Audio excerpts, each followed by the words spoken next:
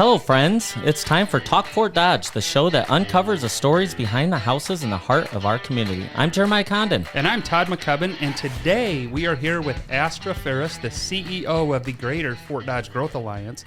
Before we talk to her, let's give a quick market update. Market update. We're going to start with the featured house of the week. It's a 840 North 22nd Street, 119.9.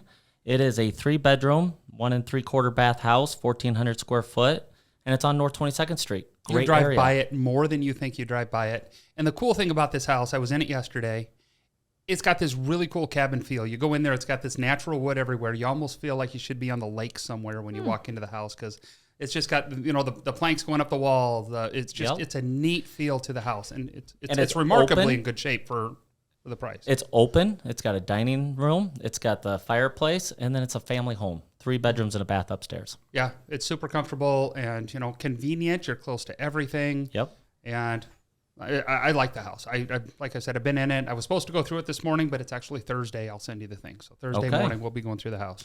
Well, and speaking of this is one of 70 residential houses on the market in Fort Dodge. So every time we've done the show, it's gone up just a little bit. Yep. Wonderful. Which is good. And an interesting little stat that I came across is in Fort Dodge, all the houses sold in 2024 have sold for 95% of the list price. So, for example, if a house is listed at $100,000, it sells for $95,000. Correct. Yeah, that's pretty good. I mean, that means Nice. people are negotiating. They're where they should be. You know, I think the market's balanced at that. If it sells too cheap, it's bad. If it sells too much, we get back to, you know, during COVID when houses. They're listing them correctly. Yeah, you know, we're doing a good job. And then I did a speaking engagement, and this kind of came up during the speaking engagement this week. Last year, our average house sale was $132,000. Today, it's $156,000 in 2024. And people were talking about the interest rates and how so many people waited last year because interest rates were high. Well, when you wait, the houses go up. Yeah.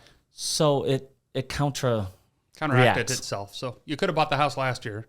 And we had this discussion a year ago. We didn't have the podcast like this then, but we were like, $200,000 houses just don't leave the market. They were sitting and sitting and sitting, where the 100, 120 were selling and the 350 plus were selling. But that mid-range, mid-home just sat on the market for what seems like forever. And I think they're all finally starting to sell now. And as a real estate professional, you want to give people the right advice, but you also don't want to push people. So there was a lot of people be like, I don't want to pay a 7.5%, 8% interest rate. And if they're dead set on it, you can't change their mind. But that same house today is worth $208,000. Mm-hmm. So there was $8,000. Right. It's just that. Yeah. So like, that's a lot of interest, and a lot of you could have moved last year and then refinanced when the rate comes down. And it's come down a little bit. I think 6.25 is what I saw. Kind of climbed up a little bit again. Yeah. So, but we're hoping it gets back down to that 6 because. And it's not over 7, which where it was. I mean, I had somebody at 7.75 here not 6 months, 8 months ago. So getting back down to that 6.25 and knowing you can refinance once it gets back down to 5% and get your dream home now and kind of enjoy the rates when they get back down. Yep. So there's houses in Fort Dodge available. Yay. Call us. Yes, there is. Yeah. Call Todd, not Jeremiah. Well, so I don't know about that. Once again, our guest today is Astra Ferris. Astra moved here from Missouri, and it was kind of funny. The first time we talked, she goes, "You're Lauren and Gabe's cousin?" Because I know Lauren and Gabe because I have some cousins that live in southern Missouri, and it's kind of neat. It's like, it is such a small world. So it is. Can you tell us just a little bit about yourself? Yeah. So first of all, thank you so much for having me. This is exciting. I enjoy your guys' podcast, and it's great to be a guest. So awesome. Thanks for having me. But so I've been here, early September last year. I think we bought our house July or August. So we've been here, coming up on a year before you know it. I just feel like every month keeps getting going by faster and faster. That's so crazy. I know. So yeah, we moved here just last summer, and it's been a pretty great transition. The community's been so welcoming, and I'm so excited about the opportunity. Dennis Ploutz, my predecessor, he said, there's no better time to be in Fort Dodge than now, and I 100% agree. This is a great time for our community, and I think that we're only going to see more things flourish and thrive, and it's an exciting time to be involved in that. So from Southwest Missouri near Joplin, most people, if I say Southwest Missouri, I mean, people don't usually know of Lamar, the smaller town, but Joplin, they do. So Yeah, it's about, 6 hours south, which there's a lot of, I think between Joplin and Fort Dodge, there's a lot of similarities, kind of that mining town, that kind of that grit. I feel like there's some similarities there. So that's cool. But yeah, it's been a fun ride. We've done a lot of changes in a short amount of time. And we were going to talk about that because there has been a lot of stuff going on with the Growth Alliance in the last year. Yeah, it's so much momentum. I mean, it's definitely could not have done it without a fabulous board that supports us and the community members that surround us, and quite frankly, top-notch team. I mean, every staff member I have is just amazing. Yes, you do. Gosh, so lucky. So that's been such a fun ride with these folks in just a short amount of time, So, but yeah, I previously, since 2012, I was a CEO of another organization, EDO Chamber, mixed like the Growth Alliance, did that. And so a lot of similarities, being in this industry for a long time, but, every community has their different quirks, or they have their different opportunities or challenges. And so just identifying some of those, that's been one of my goals. And so, yeah, it's, there's been a lot of cool things happening in a short amount of time, but yeah, I'm happy to be here with my family. And yeah. So speaking of family, how many kids do you have? So I always say it's kind of this weird situation. I say 5 just because we have been involved in fostering and adopting children. And so I say 5 because that's 5 in my heart, but we've got 3 that we've raised in our home. And I'm a huge believer in adoption and fostering. And so really here in Iowa, we've got my 16-year-old daughter, and then our 3-year-old little guy. And then we've got a college-age daughter, and then a 22-year-old and another 16-year-old. So wow, you got them all over the place. I was going to say, that's a lot of different responsibilities. A large spread between children, yeah. So, but keeps us young, right? I mean, It's been a huge blessing to our lives and to our family. So it's been quite awesome. Awesome. So when you got here to Fort Dodge, what were your first impressions of the community? It was, I think I've said this before in different talks I've done or different conversations that I've had. If you would have asked me like a year ago, well, of course I can't keep saying this longer I've been here, but if you would have asked me like, hey, are you going to Fort Dodge, Iowa, I would have said, what are you talking about? But I think everything happens for a reason. And so through this process of myself coming to, take on this role with this opportunity, and then our family moving here, one of the things that we tell our friends back in Southwest Missouri when they say, oh, you guys moved to Iowa, flat, a lot of corn, right? And I'm like, yes, you have that, but also we're a river city. I mean, this community with our amenities and the natural beauty that we have, I think is just bar none. I mean, it reminds me of like it really reminds me of like Northwest Arkansas, like the Bentonville area of the trail systems. I mean, I honestly, I think it's really quite beautiful. I am so stoked that they're finally doing something with that river district, because I felt like so many years in Fort Dodge, we worked to cover that river up. We planted trees, we did everything else. And, back in the day, if you weren't here in the 80s, it just smelled when you got close to the river because we had all those packing plants. I've heard of the stories, yeah. So you would get down the bridge by the hospital and it was like, we try to hold our breath. I remember doing that as a kid. You're like, oh my goodness. I don't want to breathe until we get across the bridge. Todd's a little bit older than me, so I don't remember any of that.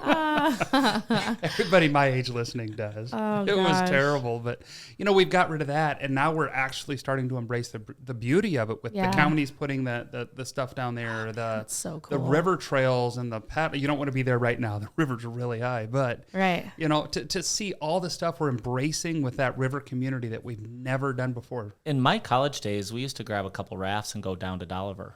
Really? From the bridge, from the Fifth Avenue North Bridge, just and go all the way to Dolliver. And we did it one time, and the river was really low. Okay. And it took us like all day. Forever. Like the whole day. And we had way too many cocktails, and I don't know how we didn't run out. And then like 3 weeks later, it was really high. Flowing, we jumped on it, and we were down there in 3.5 hours. Really? So it's... Wow, Dolliver's beautiful. I went there for the first time not too long ago. Gorgeous. You ever ride through there on a motorcycle? It is probably one of the most beautiful things. Nice. I got the bike out. Let's go. Well, and too, I feel like there's so many people that have worked on that river district, and it's just, man, that's just starting out. How cool is that going to be? But, the concept of this is really our front porch to the river. And, even having the swings, if you guys have seen those conceptual drawings, I don't know if I they're haven't surely seen out those there. Not either. I think they might be out there, but actually having the swings and the gathering places. So really what a cool sense of community to offer that as an amenity. And then the educational side for water conservation and bringing groups of children in. And I think they were last I heard they were working on the murals in there. So, but yeah.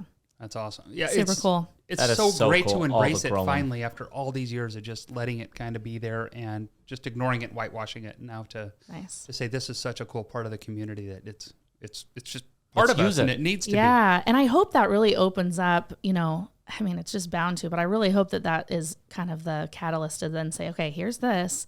Maybe we can get some other retail or other development then to connect our downtown, then connect, Corridor Plaza, and all of it sort of work together. Yeah, I was going to talk to you about putting trails up to get up to downtown, just a bike trail. Right. I wouldn't want a sign at the bottom. I talked to Joyce about this the other day. I'm like, hey, take a left here because, you got River Hops, you got Shiny Top, you got Old Boston's, you got Salty Sue's, you got all these great restaurants just heading up the hill, and it's worth the hike because that's a lot of hill. If you ride a bike, that's a lot of hill. Yeah.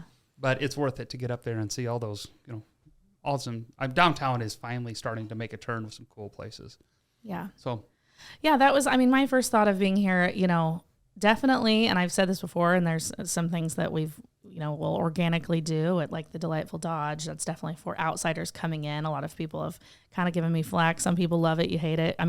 If you look at it in a marketing standpoint, if we need to change the algorithm from the Dirty Dodge, I get the dirty as far as the grit and the hard work of that type of word and what that means. But then also if you're an outsider, I definitely don't want that negative connotation, right? So, if you had a dirty martini, that's one thing. But if we're talking about, really our whole community and what that perception is, so the hashtag Delightful Dodge is really to help organically change the algorithm of what people are saying online about us. And I think that starts with us doing that just here at home. I love it. Like I wrote down, that is such a simple thing. Yeah. But there's nothing negative about Delightful Dodge. Nothing negative. I don't personally see it. Yeah, that's just the start. I think that should there be a lot of work in the future? Possibly. I think it takes more than one organization or one group that probably helps change that perception, but it's got to start somewhere.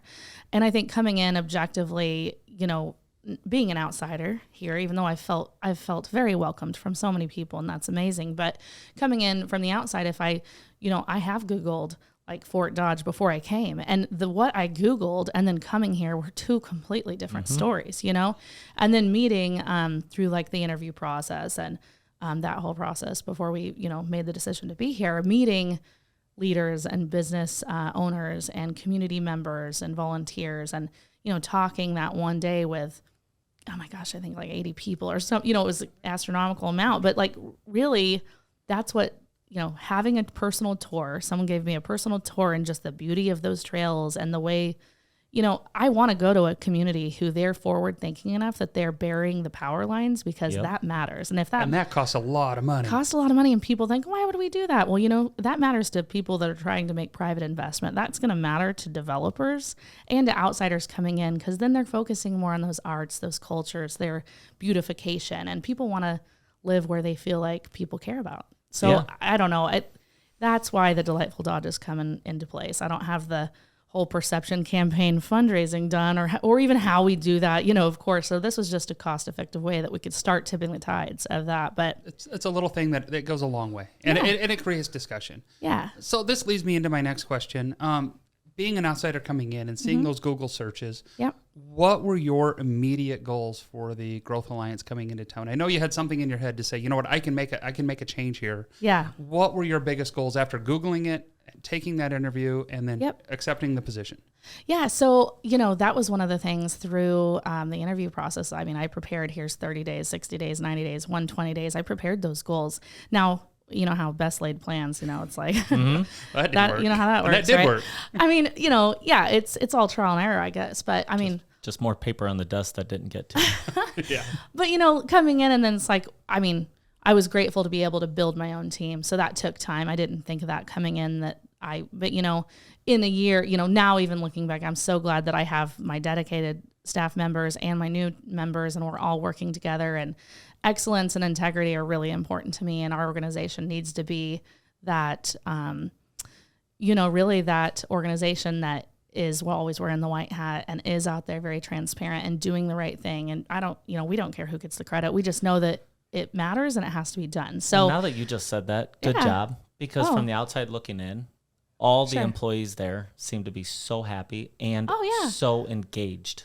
Oh man, they just so want to do a great job, and they're invested in the community and invested in what they do. Yeah, I feel like I could ask any one of them a question, and they would know it, or they would get it for me. Yeah, and boom, man, I've got a great staff. Man, our staff is so awesome, and I'm so glad you said that, because culture in the workplace is really important to me. Because if I've got to make sure that we're all, I love my job, and I've always loved what I do in community building and community development, and I've managed teams of people. I previously was in banking and a bank executive, and worked with chambers and EDOs and at 17 different banks, right, in different markets, different states. So building teams of people and making sure that we're all in it for the right reasons. I love doing that. I love helping people become better. And that's also part of I need that, because not everybody gets to go to work and try to make the world a better place, but I really get to, and my team gets to. So we've got to make sure that we're all doing it for the right reasons and we're all working together. And I couldn't ask for a better team, but we do put a lot of focus on culture and on, that very thing. It's important. Yeah, it is important. Well, when it starts inside those doors, and you want to, it's got to be authentic. City, this is truly who, and I've said that even from the interview process. This is who I am. This is what I believe in.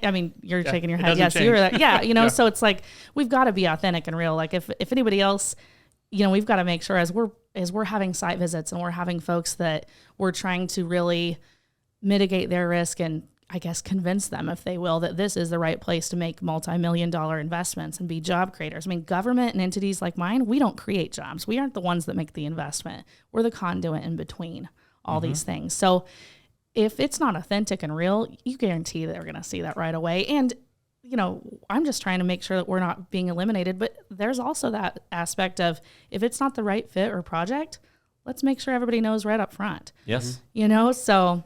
yeah, I guess what you see is what you get, but not every community. Yeah, that's okay. Are we going to go out and probably try to attract a Tesla? We know what we are. We know who we are. We're in a more rural area in Iowa, right? So we have this much workforce when we've got unemployment at the percentage that is, and we know what our labor shed is in a 60-mile radius. These things are important. We only have so many houses, and we know how many houses, and there's only 60 on the market. So I know, let's bring in 60 families next week and fill those up and create a problem. It's like the chicken and the egg. Like, yes, let's have this landscape where we can have job creators come in and make investment. You need that. Well, then also we need developers, so we need housing and multifamily and large, beautiful ones, and in between, and all of this around so I guess that comes into to the housing committee that we have, and the workforce committee that we have, and the primary sector committee. It's, it can't just be one entity. It's a lot of volunteers that kind of come in that are the experts within their realm, and, our educators that are part of these conversations too, and having an asset like Iowa Central and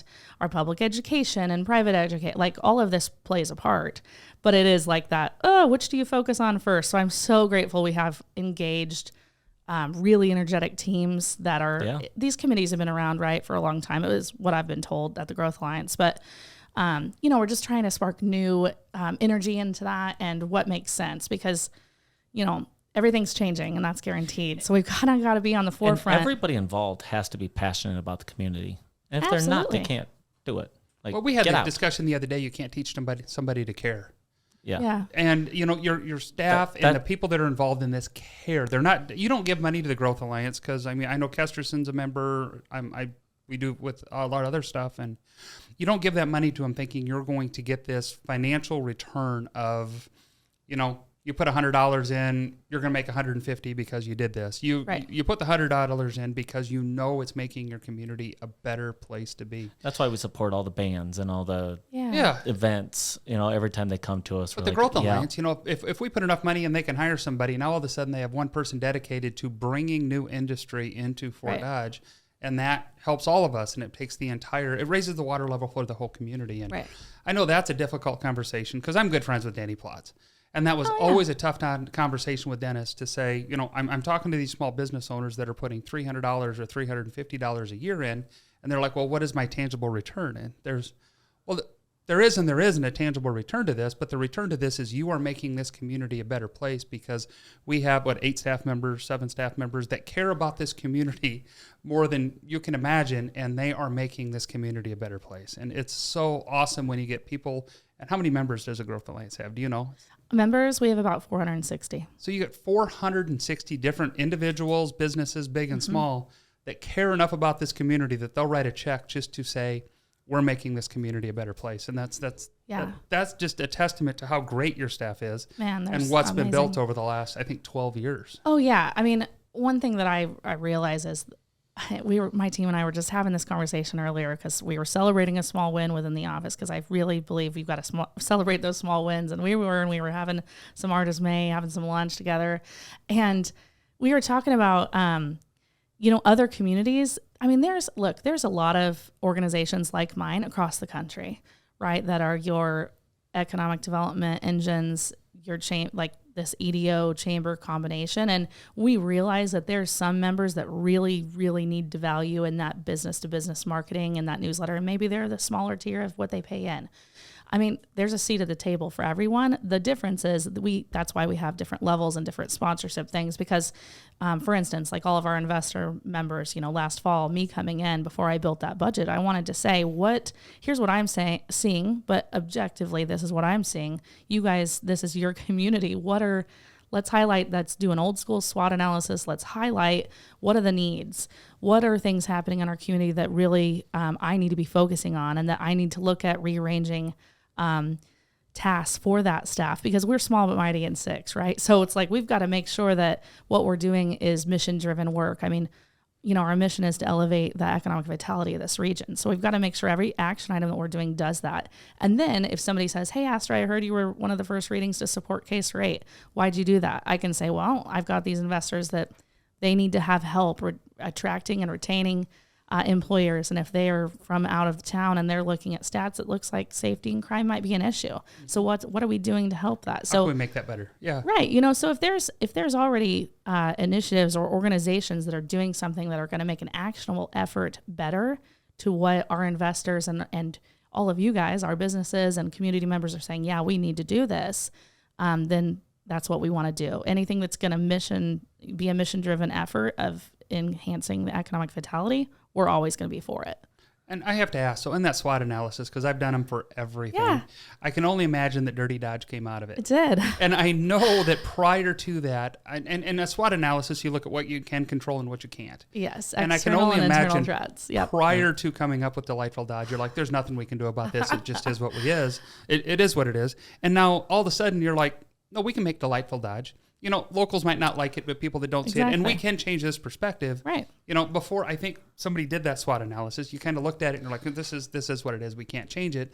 But to see something and say, let's move it over to this column because we can do something about the Dirty Dodge, Delightful Dodge, and I think it's I love awesome. the action because like maybe you can't change it, but if you change it now, maybe in 3 years it did. So the only time to change it is now. Well, or try. Exactly. And, man, I really got to tout on our junior leadership program. Jill Nelson does a fabulous job with that program and all of the volunteers that help. And it takes a village, right? All of our staff help with a lot of our initiatives. Sometimes it's all hands on deck, but that program, they survey 35 to 40 kids and they're juniors in high school at the public school and at the private school. And they survey them perception. Basically, it's about community image and pride. And they survey these kids and man, looking at these kids' results of what they think and, the words that they say are really negative. And so we gauge that from red, yellow, green, and it's mostly all red and yellow. It's not a lot of green when we first ask them. And this is a several-month program. They're all together and we're just really sharing. It's basically the leadership program, but for kiddos. Yeah. And then at the end, it's so fascinating because that perception has changed. I mean, we're taking all of the same survey, the same children, asking them now the same questions, and it's mostly greens. Yes. And that's what's important because we're always going to have, look, I read Facebook too. You're always going to have those squeaky, loud few that are like, this town's XYZ. Yeah. What we're doing at the Growth Alliance, you're always going to have that. I'm not going to lose any sleep about that. It is what it is. I know every day we're doing the best we can working together to try to, elevate our community. And it takes initiatives like that, which everyone's membership dollars helps us pay for programs like that, you know, some of those kids, I believe, might be the next business owner in a couple years, or they might be here and they might be the star employee at, you know, Unity Point, or who, you know, one of our major amazing employers here. And we might get to keep somebody here that wouldn't stay here otherwise. Like, you know, their entire goal is to go to college and never come back. And all of a sudden it's like, there is a lot of stuff to do here. And I talk to lots of business owners who are like, this is the land of opportunity. Yeah. You know, I have one buddy that's an accountant. He said, if I was still in Des Moines, he goes, I'd be working in a cubicle, and here I get to own my own practice. Yeah. So when I was sitting in the Fort Dodge leadership class, I was thinking that, like, one of those days I was just sitting there, and it's like, there's 30 people in this class that all care about Fort Dodge, and they're learning, you know, and I thought there was nothing I could learn.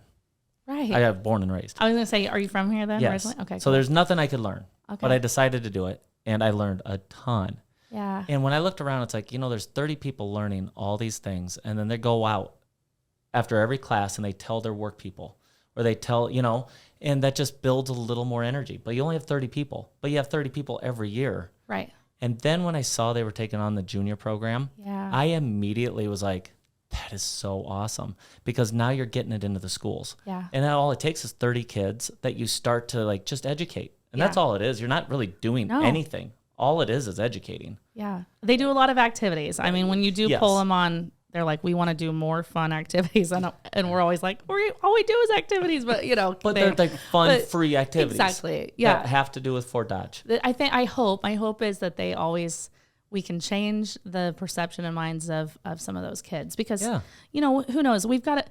You never know what it's like for every kid, right? We've got to make sure as community members that do believe in our community and our county and our region, like us, I did the whatever talk, and I said, hey, if nobody has said, we believe in you. So if you ever have a great idea, or you want to start a business here, or you need a job, I don't care when, come back in here and we'll help you. But you see how it affects others is like, one of those kids goes back to his normal classroom and they're having a discussion on something that could be going in a negative direction. And that one kid, for taking that class, was like, now listen, I disagree. Yeah. And then it's like, wow, you may have just turned another 30 kids, or at least got them thinking. Exactly. And, you know, Spin Market, they did an amazing job. Cheryl, I'll have to share it. There was a video of this last class, junior leadership, of sign up some of their perceptions, and it was really cool to see. We shared it with our investor board, and it was really impactful. You know what I mean? And now our board's saying, gosh, can you guys, instead of 30 kids, can we do that with 60 kids a year? You know, now it's like, knew that was coming. Okay, here we go.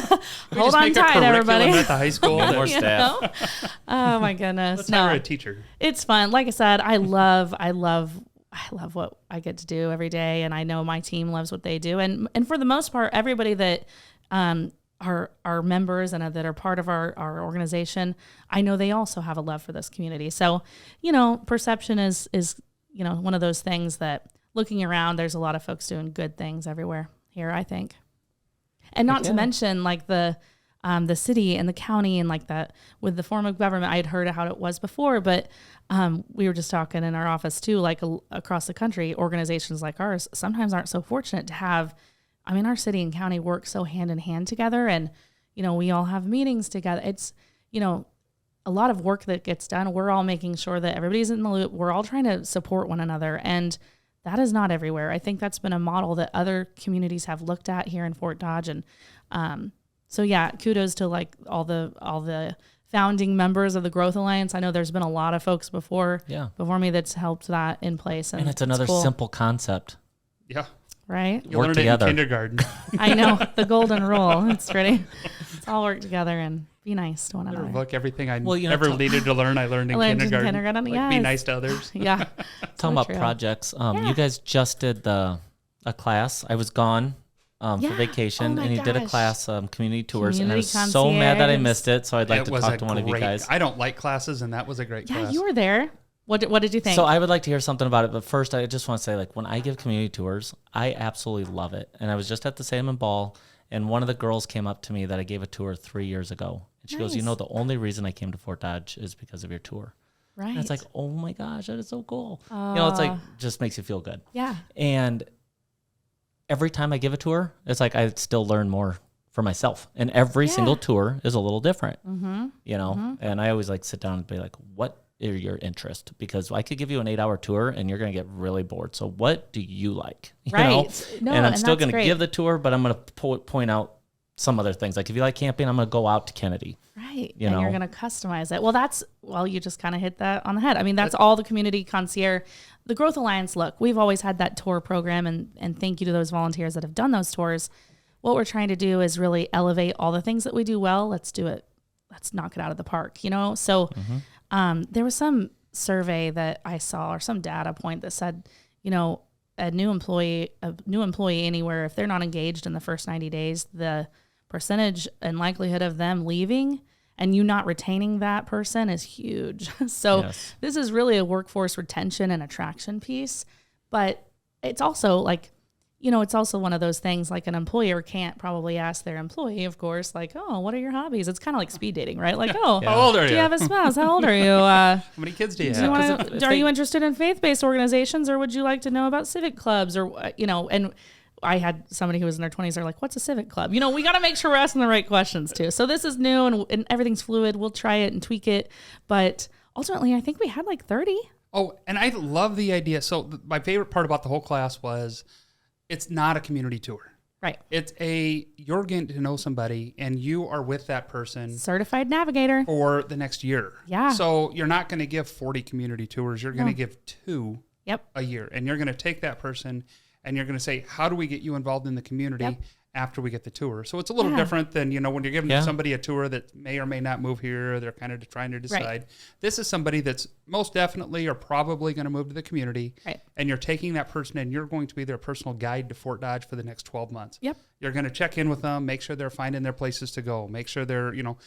And that's fun. Well, they need to know who they're going to get their haircut from, unless your name's Todd. I still go to the barber once a week. But, you know, they need to know where to go get tires. They need to know, you know, like all the silly things that you don't think of. I need an electrician. I need a plumber. I'm still like, you guys at work, I'm still like, hey, where do I go for this and that? You know what I mean? There's still things. Yeah. But ultimately, you know, and this was so eye-opening. We surveyed some new to the region healthcare providers. And before we rolled out the community concierge, what it is now, and the certified navigator training, the next stage will be towards the employers, and that'll be more forward facing. So you'll see some marketing that's more tailored to that. But one thing that we did was we asked some of those newer folks like, hey, so what do you think of this, that, and the other? And there was an individual, and he was a younger guy, and he said to me, you know, I mean, I chose here, I like my job, but it doesn't matter if you have over 30 trails and all this stuff if I'm doing it by myself. Yes. So that right away is why you see, I think 4 or 5 times now, the Growth Alliance, we've been having joint events with the Young Professionals Group. Yes. You know, we need to make sure and lift everybody up, even if it doesn't benefit us. Like, let's make sure, because it benefits the community as a whole. And I want to make sure that fella that is here, you know, let's get all these folks integrated to where he has a sense of belonging. Because that's right. That's absolutely true. Like, if you aren't moving here with a family and you know, a lot of people don't want to just hang out with people that they're at work with all day. So that's why this certified navigator, and, you know, it's like speed dating. That navigator takes that test and so does somebody else, but it's optional. So you take that survey and you're trying to find other people that have similar interests. Yeah. You know, I wrote on there, we go RVing, we have the bicycles and, you know, we do this stuff. So you find somebody else that also likes doing that stuff. And I think it's awesome to have those.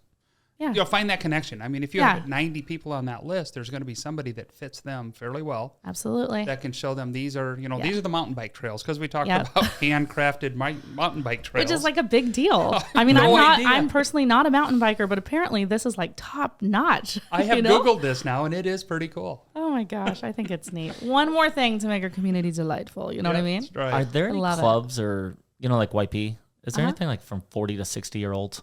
Well, I don't know, but you know what? Maybe you should start. I mean, I don't know. But, you know. I got a Rotary with me. I'll go. 70-year-olds.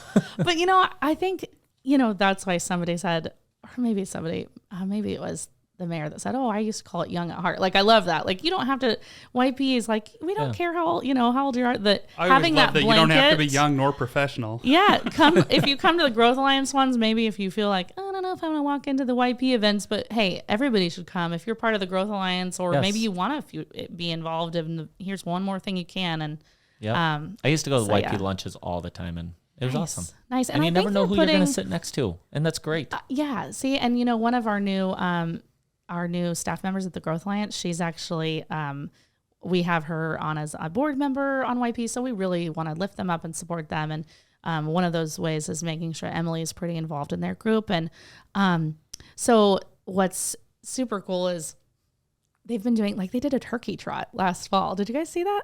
I did not. Oh my gosh. So these experiences, which I'm like, oh my gosh, I love it. Like she tells me about some of the things they're doing, and Ian and that whole group, they're awesome. I don't even know what a turkey trot is. It's like a 5K fun run. Oh. It was at Kennedy, I think. Okay. Anyway, I was out of town, so I couldn't go, but I love that it's, well, doing stuff. Kind of doing things, and, yes. I don't know. I've seen a lot of those. I mean, they do the bike rides. They do the get-togethers once a week or once a month. I know they get together quite often. And years ago, they went out to the Willow Ridge and cooked a meal. Nice. The chef came and like taught us how progressive to dining or something? And we paired up with a couple that we probably wouldn't have normally coupled with. Nice. And it was so much fun. Really? And we had to copy the meal, and it was like grits, and we had no idea what in the world we're doing with grits. Yeah. And our meal wasn't that great, but oh gosh, we bought him a drink so we could move. No.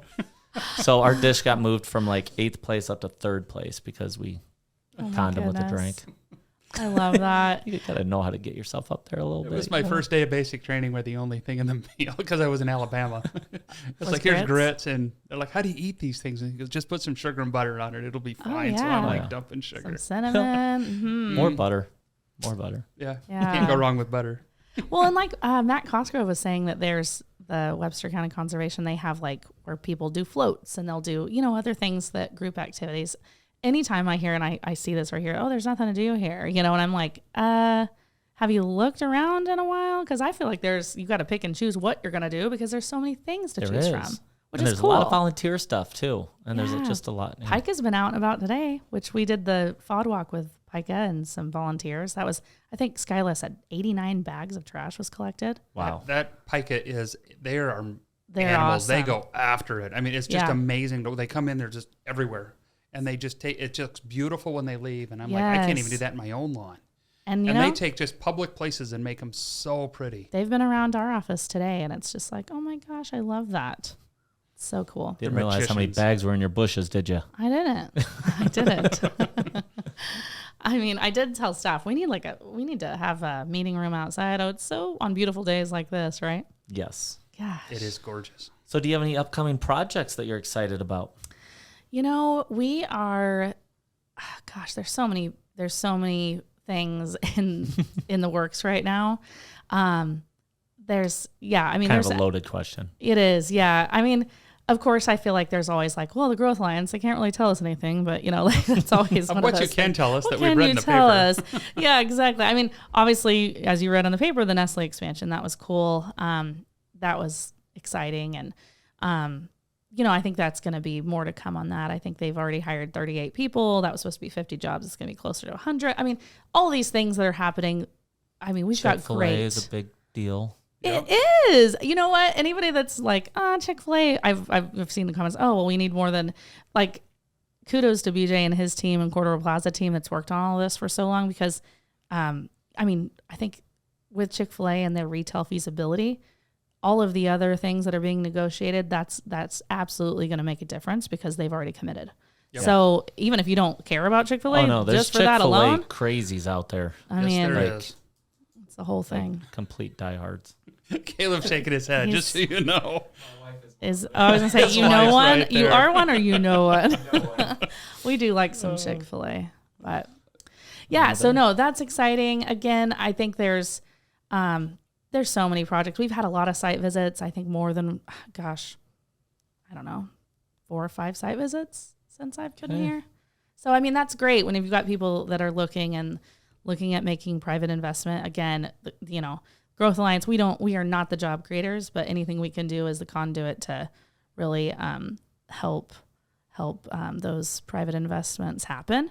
Yes. That's, what we're going to try to do. And I mean, there's a lot of things, even legislatively, like the mega incentive just passed. The governor just signed that. That's cool for any future projects, just kind of always being forward thinking. I know that as time goes on with just the nature of workforce across the country, it seems like a lot of projects that we have, it's higher capital investment and lower jobs. So then it's like, at the Growth Alliance, we've got to be thinking about, all right, is the state looking at incentivizing? I mean, the IEDA team and Debbie Durham's team is amazing, but like, what are we looking at? Or is there any Is there anything out there to help, incentivize some of that more automated, some of those things to? Well, like we said, there's only 60 houses on the market. It's not like we can, we can start building houses and fast, but there's only 60 houses. Right. So you bring, 200 people in, all of a sudden we're running short. Right. Our housing committee just met yesterday.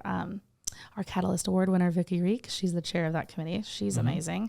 But we've got a lot of cool volunteers on these committees. But I think Jim's on it.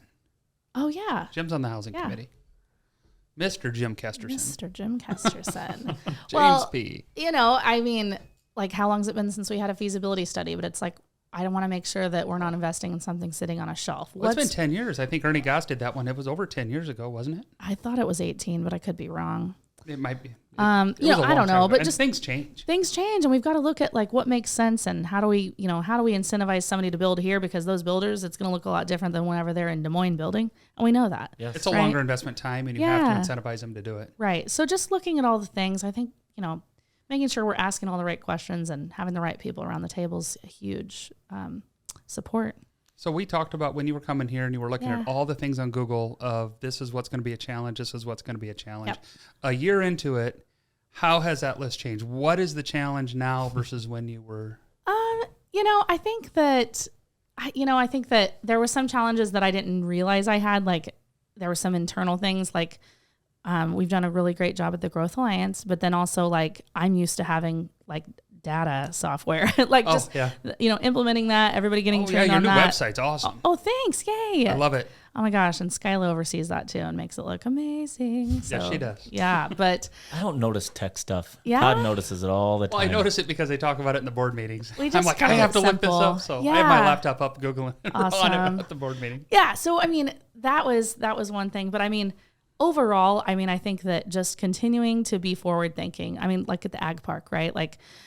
Man, whenever we have site visits and we talk about some of this forward thinking stuff of it could be this, and this is how we could look at this, and working with, our county partners and our city partners and how it all works together. Already having some of that out there and some of that data and some of that footwork done and, certification and things like that, we're already mitigating some of that risk. And it's pretty impressive to a lot of folks wow, there's a lot of times where you'll go look at greenfield sites and it's there's never been a geotech phase 1, 2, 3. None of that's done. Idea what's going on here. It's just it's a spot, right? And it's I love the saying of somebody's well, there's a railroad right there. It goes right there. They could just be there, and people don't realize the spurs and the places and the utilities and the infrastructure. There's a lot more engineering. You can't just stop in the middle and load a train, right? And what capacity you have and water and wastewater and what that looks like. And so there's a lot of moving parts that people don't realize, and each company is going to look different, and they're going to have different needs. And so it's kind of like reverse math. You have to make sure that you have all the answers first, and then you're hoping that there's a good fit. You know what I mean? Yes. But no, I'm excited. I think hopefully we continue to hear good announcements, like the Nestle project. Hopefully that I think that in the future we'll probably hear more. There's been a lot of positive momentum, and when you say forward thinking and all these things going on, yeah, I had a client that came from Arizona. Okay. And she went to work and she found out that everybody's upset about their taxes and how high their taxes are here. Okay. So she called her mom and she's like, "What are your taxes on your house and what is it assessed at?" And then she called her aunt, and then she's realized that they're the same. Right. But the community she lives in hasn't done a road in 15 years, hasn't done anything. And she said when she went back there, she really noticed that nothing was getting done. And she came back here and she's like, "Holy smokes, man. Yeah. Everything is changing in front of my eyes." And she'd only been here for 2 years. Oh, yeah. And she was already looking to upgrade houses. And so we were riding around. She was telling me about all this. And she's like, "This community is just awesome." I'm telling you. When people talk about taxes, she's like, "I just put them right there in their place because from the community I came from, that money doesn't feel like it's going anywhere." We pay the same amount, nothing happens. Here you see it every day. We see David it happening. Feerick's team is amazing. I think they did over 30 projects last year. And that's for a community our size, to be that gosh, they're really doing. I just love, that was one of the things coming here, coming here when I interviewed, seeing the work that is happening, seeing that there's dollars put into things that to some might complain about it on Facebook. Like, why are we spending this much money doing this? Well, those things matter, Yeah. Yep. I'm one of those people that, like, if I go to another town, I want to go look at their industrial park, and then I want to go check out their retail, and I'm like trying to figure out how is this thing. funded, and like, what's this financing vehicle, and I wonder what grant was written for this, and I just drive around, look at houses. right? Yeah, so everybody has their niche,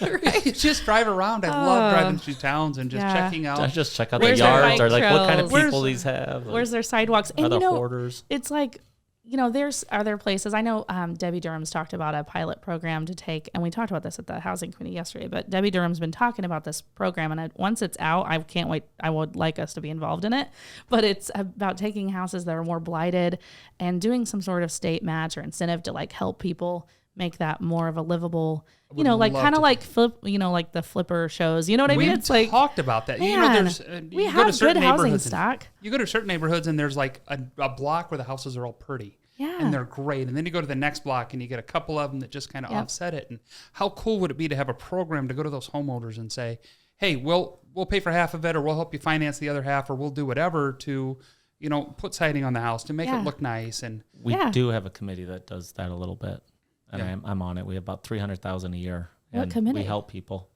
The Northwest. The Housing Authority Committee, or Yes. okay.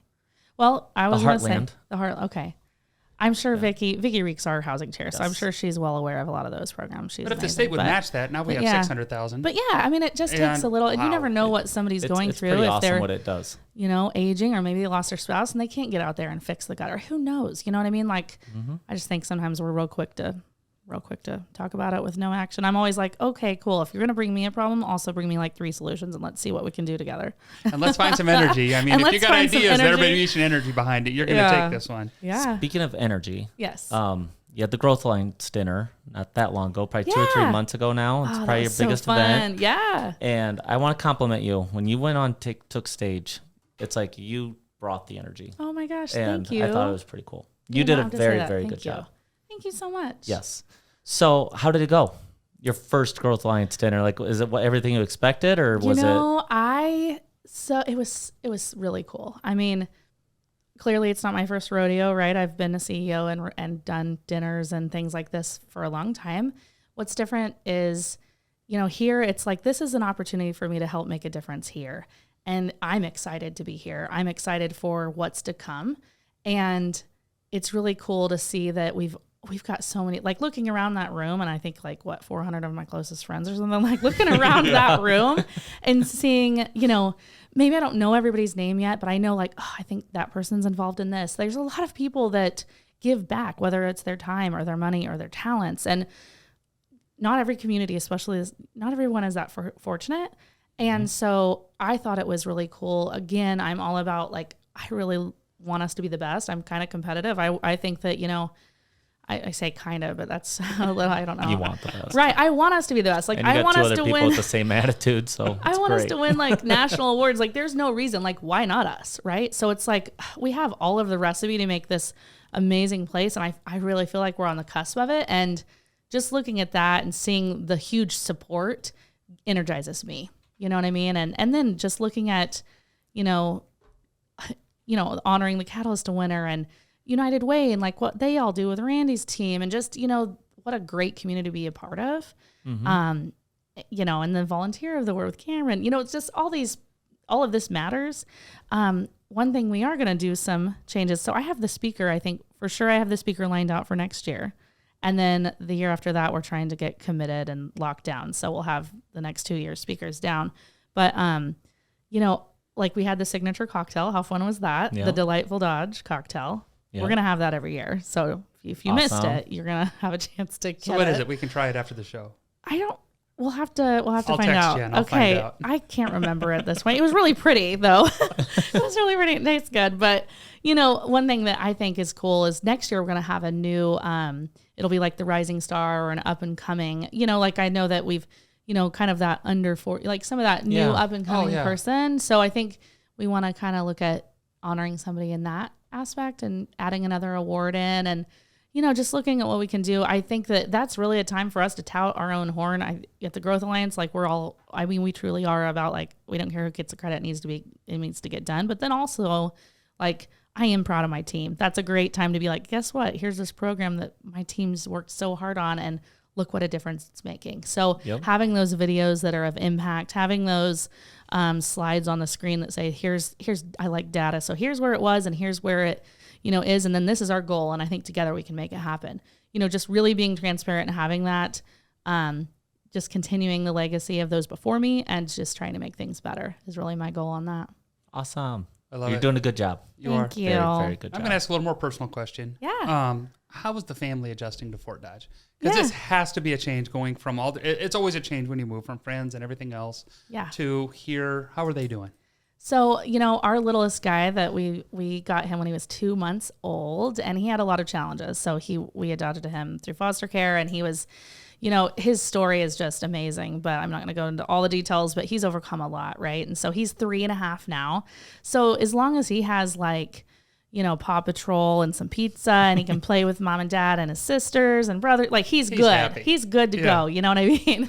Now, if you move a 16-year-old, little different, right? So, to say it's been easy, imagine. No. I mean, it's definitely been it's been a challenge. Absolutely. I mean, and really coming in of like, we made this decision in summer. So she kind of stayed back and she didn't move here until, I don't know, after Christmas, and so it's been hard too with her. Like she has a chronic illness she deals with, and it's one of those things that she'll continue to, go to college on a 504 plan. So, I mean, I'm not going to spare you all the details, but I mean, it's, that's tough in itself. And then so moving where you have really not that many friends, and that's definitely hard. So like any good parent, we have bribed her with a puppy and a car.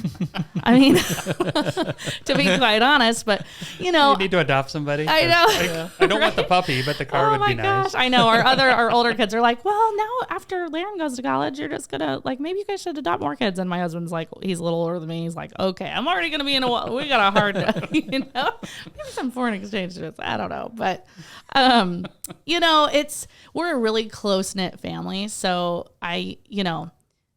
we're doing everything that we can to support her and her transition. But, when you're 16, if we can all remember what it's like being 16 and, that's hard, right? Well, we have 4 kids. They're all older now. And I remember 16 and all of them was different. And so I was kind of wondering because that's a hard age. It's hard to make friends. It's hard to move. She's going to be okay. She's a cool kid, and she's she's got a new car. She's got to be somewhat cool. She's rolling around getting the dairy yet. You know what I mean? Like she's doing okay with her dog in tow. I mean, there you go. But yeah, I mean, it's, it is what it is. But like one thing that's different, I moved a lot as a kid, but the difference is like, I didn't have Snapchat. Like she's still connected to her peers because of the way of social media, kind right? of like a small world in that way. I miss that so much. All the guys that went to the Army, basic training and all that stuff. That was before you could connect. And I found a couple of them on Facebook. But it's so hard to connect after all these years and finding names and, it's so much separation. And now, you move from place to place to place. I go to conventions and I still have people's numbers on my phone.